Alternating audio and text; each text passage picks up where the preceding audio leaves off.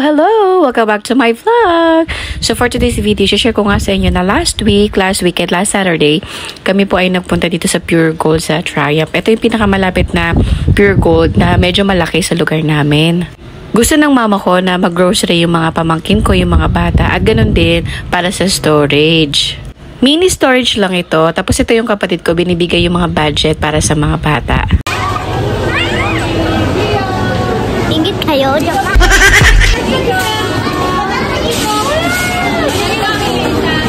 Sabi niya, what's this? Uy, bas baka punitin. Pagkatapos nga ibigay sa kanila yung budget, kumuha na rin sila ng kanya-kanya nilang basket para doon nila ilalagay yung mga pinamili nila. So bahala sila kung paano nila mababudget yung halagang 500 pesos. At nagkanya-kanya na rin kami nito. So yung husband ko, siya muna yung bahala kay Miko. And sinabi namin sa mga bata na walang lalabas ng grocery store.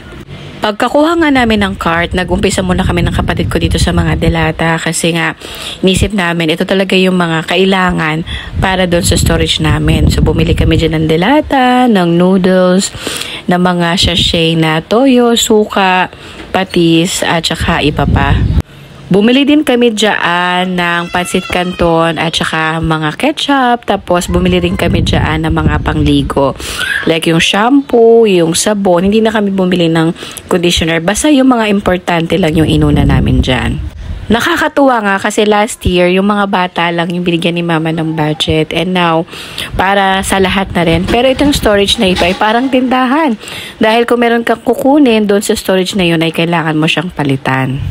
Para hindi nauubos basta-basta yung aming storage. Kumbaga parang ito na yung panimula namin sa mga emergency storage na meron kami. And bibili rin kami dito ng bigas kaso sa labas na lang kasi baka mas makakamura kami doon sa aming suki.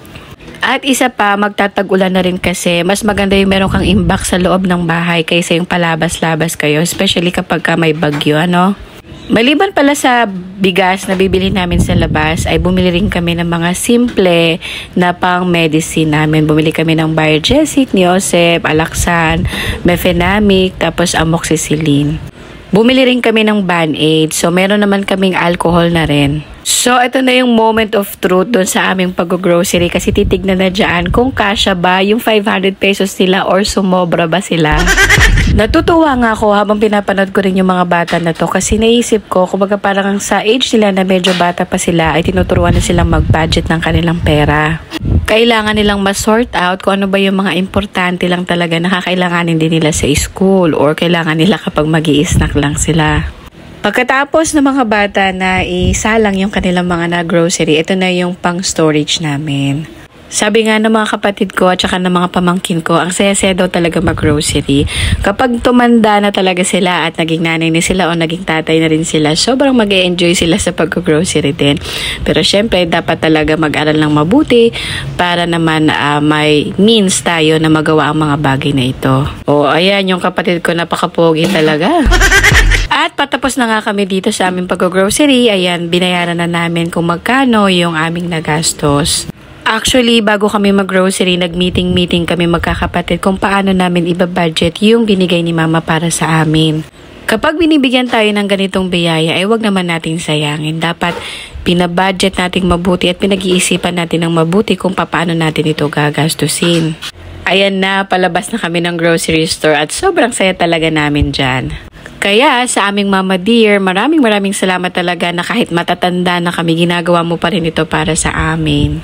Tapos ito na nga paglabas namin dito sa exit, meron kaming nakasalubong pa na bata at nagbebenta siya ng papaya. Ano ba yan? Papaya mo? It's 40 pesos po. Tama ko po kasi 35 po sa akong bili ka ng ano niyan. Pagka kumita ka, bumili ka ng sarili mo, tapos natingin mo para sa lahat. Okay ba yun? Magkano? 40? Wala ka po bang ano? Okay na best. Thank you. Lima lang po kasi yung tubo ko dyan. Okay na. Dapat may kasamang sayaw yun kasi may sobra. Char. Fast forward na nga, kaninang umaga or kaninang tanghali, inassemble na namin yung paglalagyan nga nitong aming mga na-grocery at isinalansa na namin yan kasama din yung mga bata. Hindi pa yan kompleto kasi yung bigas ay bibilhin pa lang siya kanina. Tapos yung medicine din hindi pa dyan nabili. Pero Pero looking good na talaga at sobrang tuwang-tuwa yung mga bata at sabi ba nila, pwede ba kami kumuha dito? So yun lamang po for today's video. Ingat po kayo palagi and don't forget to share my videos. Babu!